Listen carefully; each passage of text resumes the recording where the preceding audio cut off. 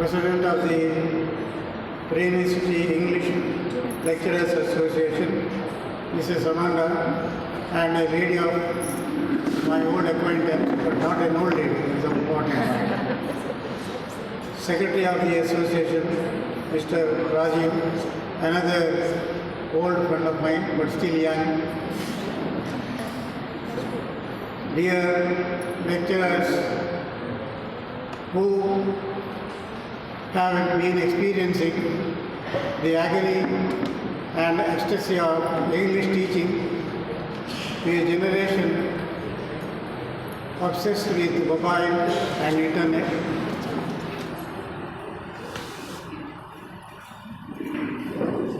And I also say, my dear lecturers in English, to whom teaching English these days has become a matter of existential angst for different reasons. I am here to talk on a topic which may be a bit queer. I hope you know in which sense the word queer is used these days. It is not a word to be used in certain circles. Anyway, I will come to that a little later. Your topic for the seminar is Transactional Pedagogy of the PA English Text. We can also say Social and Emotional Pedagogy, National Pedagogy, Psychoanalytical Pedagogy, Pathological Pedagogy. Nomenclatures change, but the work of the English teacher and the fate of the English teacher doesn't change much. I am a battered English teaching practitioner. Have had so many kinds of experiences, both in India and abroad, and some of the present generation teachers as well as the public consider me a peculiar kind of species.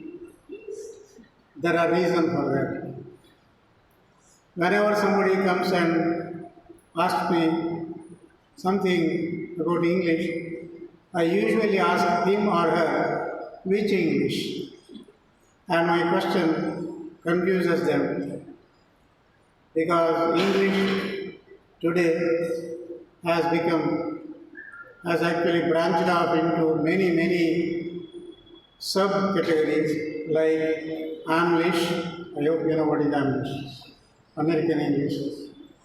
English, Hindi plus English. Chinglish, Chinese plus English. English, that is our English, Indian English. Japanese, Japanese English. Ranglish, Russian English. Singlish, Singaporean English. And Tamilish, Tamilian English. And in London itself, there are something like more than 18 different kinds of English used. Between Manchester and Liverpool, over a distance of 60 miles or so, people speak English with different accents. Whenever a crime was announced on the TV, when I was in England, the police would say the criminal speaks in Manchester accent, or he speaks with the Liverpool accent, because accents change. Anyway, English has become a really challenge, a tough challenge, not only for the teachers, but also for the students. There are reasons for that. You have to tell me when I have to stop, because the problem is knowing too many things about a topic about which you should not know more than a certain limit. That is the problem. Because we say, there is a saying in Garuda Purana, Yama Kinkara Pidana Parayarartham. When you go to hell or heaven. In the other word, it is not the kinkaras, not the servants of Yama who disturb you, pester you. It is the servants. If you go to the Vidhan Sabha, you will know this. It is not the ministers who pester you. It is official. I should not divulge my personal experience at the Vidhan Sabha. I may be arrested tomorrow, so I won't go. But it is a fact. So in the same way for a speaker, time is equal to death. When the time is up, one has to stop. Anyway, give me a hint. When I have to stop, I will stop immediately. You are about 550 or 60 here. Whenever I see, this is comparatively this is a big gathering. I have addressed many gatherings. But whenever I see a small gathering, I remember an incident that occurred some 90 years ago at the Hyde Park in England, in London. It is a very famous park, Hyde Park. George Bernard Shaw was to address a meeting at the Hyde Park. And if you know, Bernard Shaw was a very controversial figure then. The British government thought that there might be trouble at the Hyde Park when he addressed the gathering. So the British government sent two bobbies are police constables, to control the crowd. And on that day, it was raining very heavily. When Bernard Shaw started his speech, in the heavy rain, the two bobbies holding an umbrella were the only audience. Nobody else came. Nobody came. But the point is, Bernard Shaw addressed the two bobbies for more than an hour and says, it is recorded, he says, that was his most memorable speech. So, though you are of a moderate size here, this may be one of my most memorable speeches.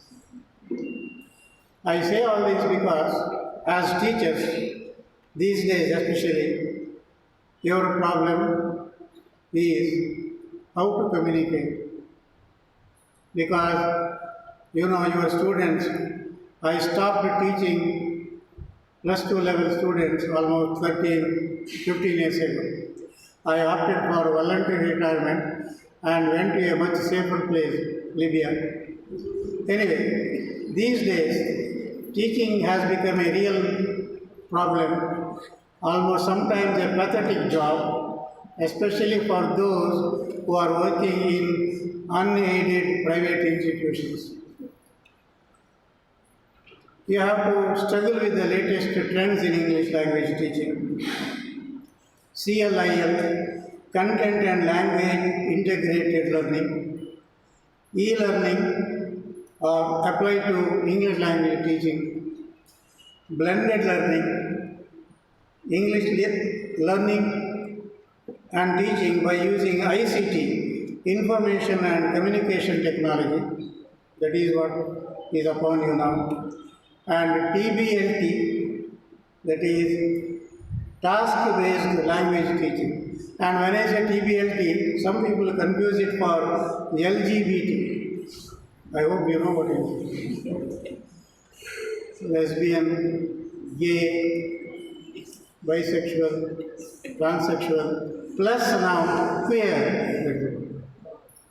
These days the word queer has acquired a negative meaning. Earlier when I was a student, our teachers would say, that fellow is a queer fellow, no problem. But today if you say, my neighbor's son is queer, there may be a war, dangerous, very important. And also SLT, situated language teaching, and now the current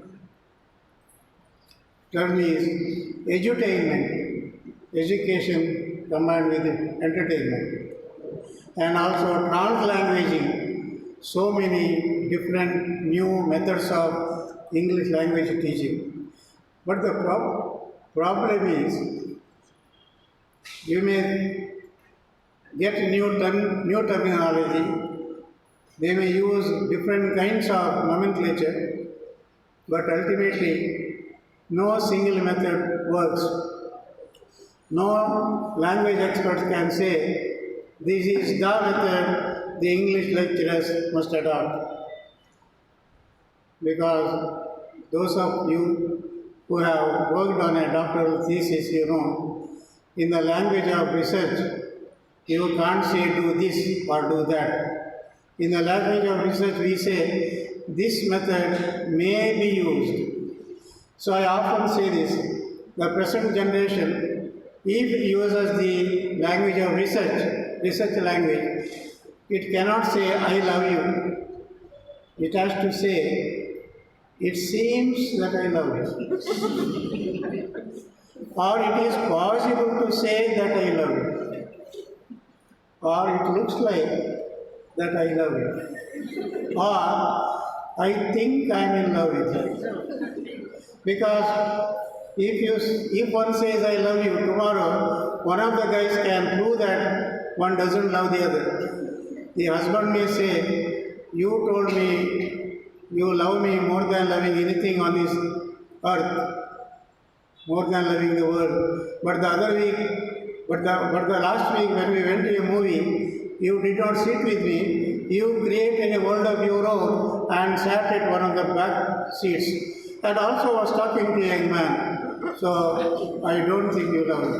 Or she can say, you told me you love me more than loving your own life.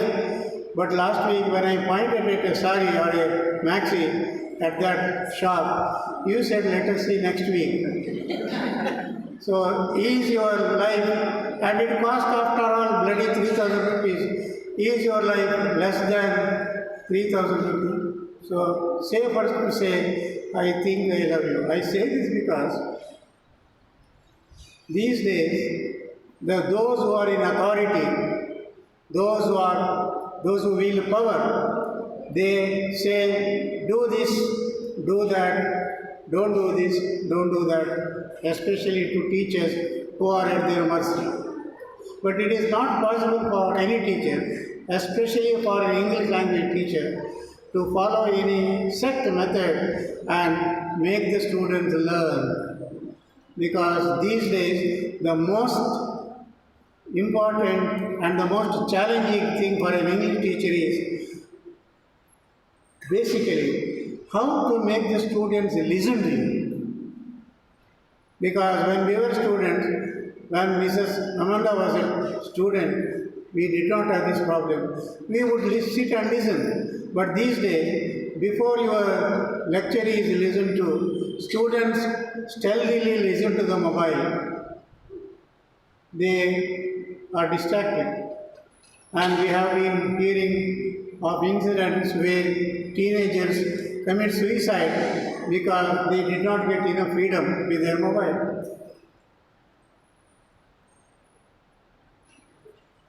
So one of the methodologies suggested is using smartphones in the classroom. Why not allow the students to use smartphones in the classroom to learn?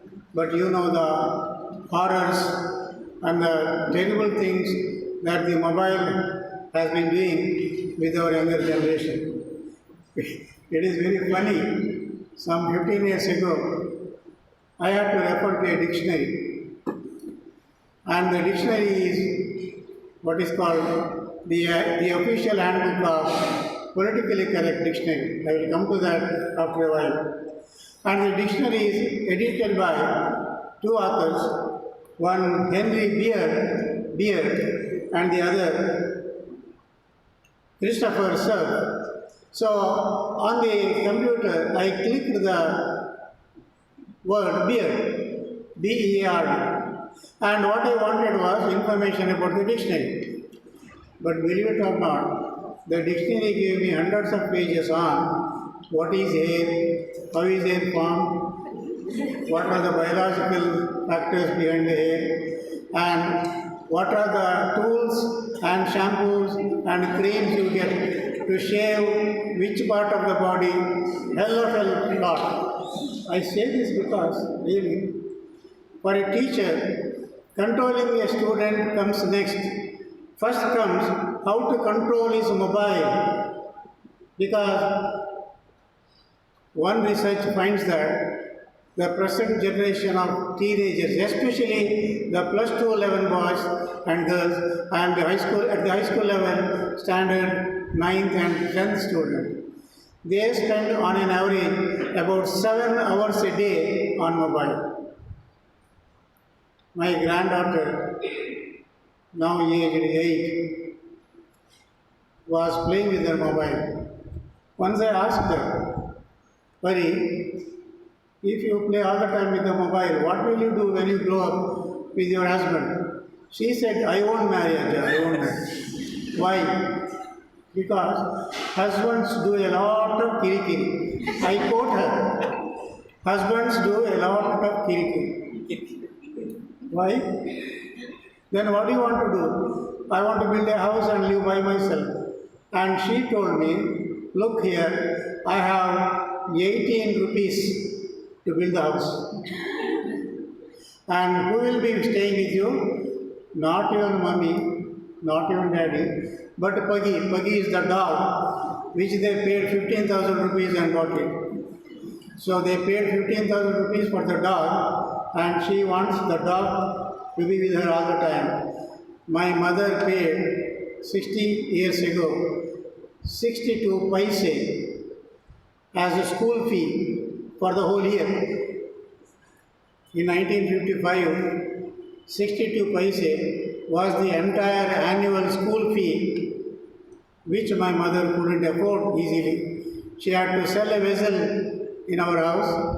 The last thing a woman sells in a Vedic family, the vessel which is used to cook rice, that is the last item to go to the shop. But she sold it for 2 rupee 25 paise, and out of that she admitted me and my elder brother to the same class, because my elder brother had already done 2 classes. But if she had admitted us to separate classes, she would need 2 separate set of books.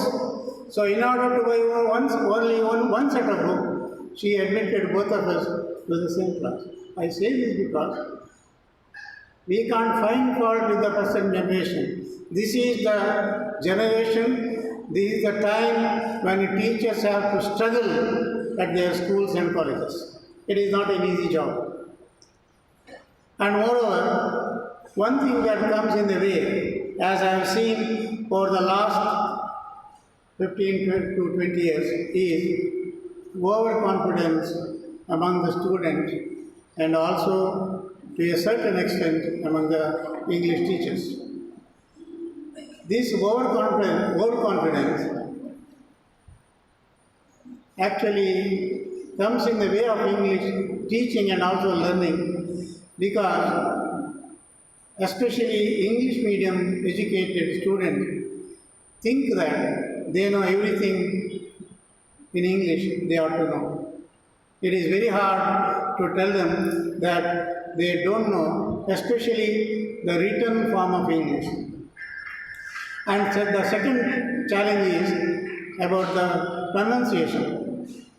As all of you know, English language, like any other language, has 3 main components: the shape, the sense, and the sound. By the shape we mean orthography, spelling. The sense meaning semantics, orthography, semantics.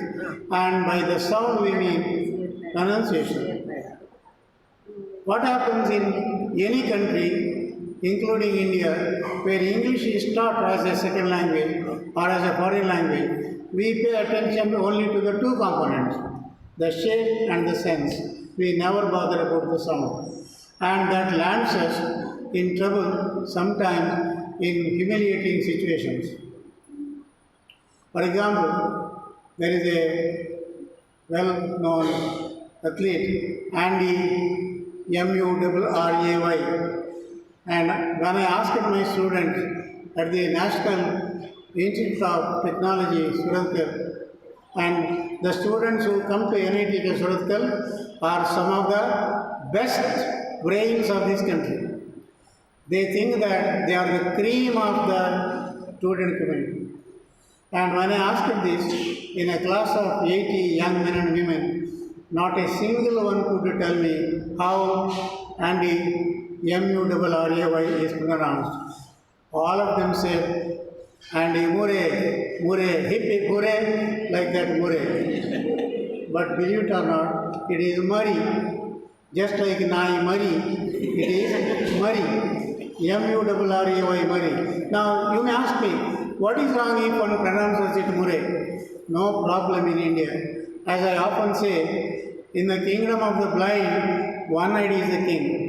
If you are the one who knows English to the maximum at your institution, you are safe. There is nobody else to question your English.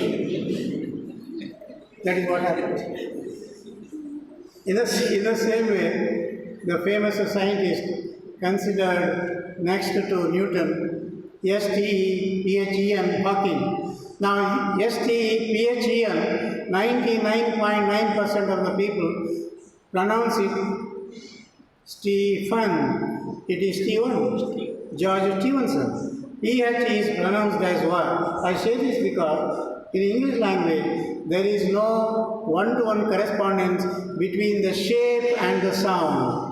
Whereas in all other languages, the shape and the sound are one and the same. We pronounce Kannada the way we write. There is no difference. But in English, we don't pronounce the word the way we write. And I still remember in one of the sessions in England, my phonetics professor asked me about English pronunciation.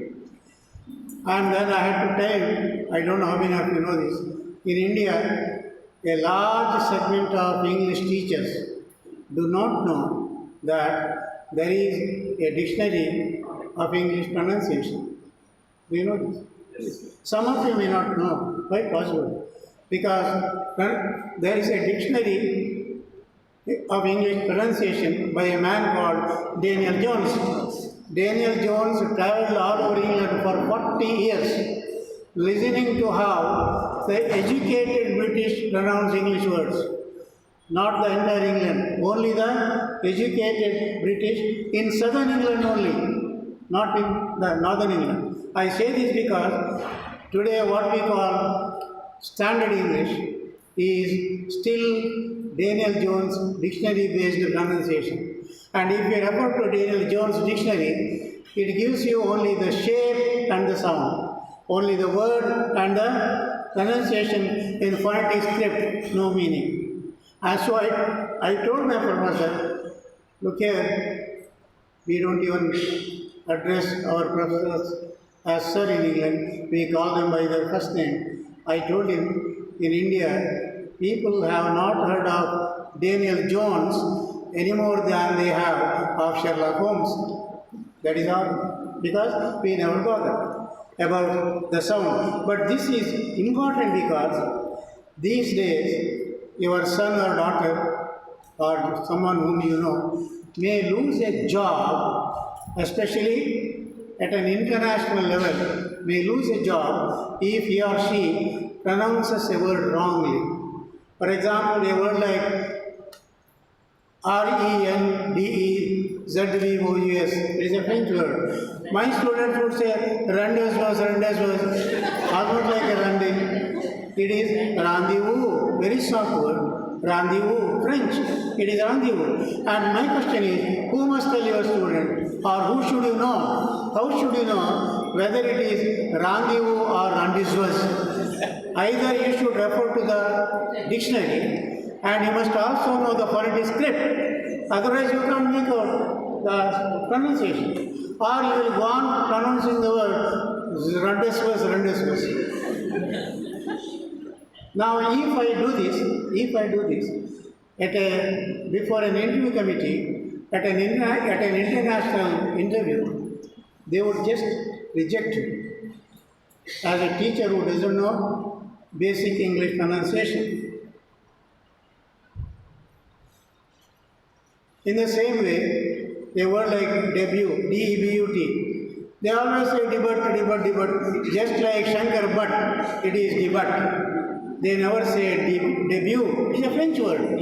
Now the problem of an English teacher is, how should he or she know? I say this because the other day I was on the panel of an interview committee for the selection of 2 English teachers for a prestigious English medium institution.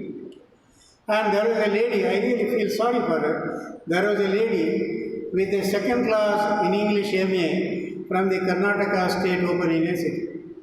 She has a second class. Any institution would think of taking her for appointment. She would get a job. But believe it or not, she doesn't know the 8th standard English grammar. Really shocking.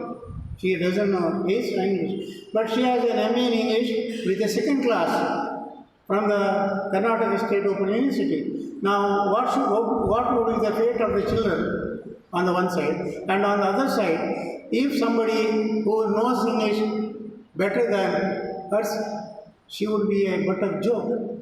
And you know what happens when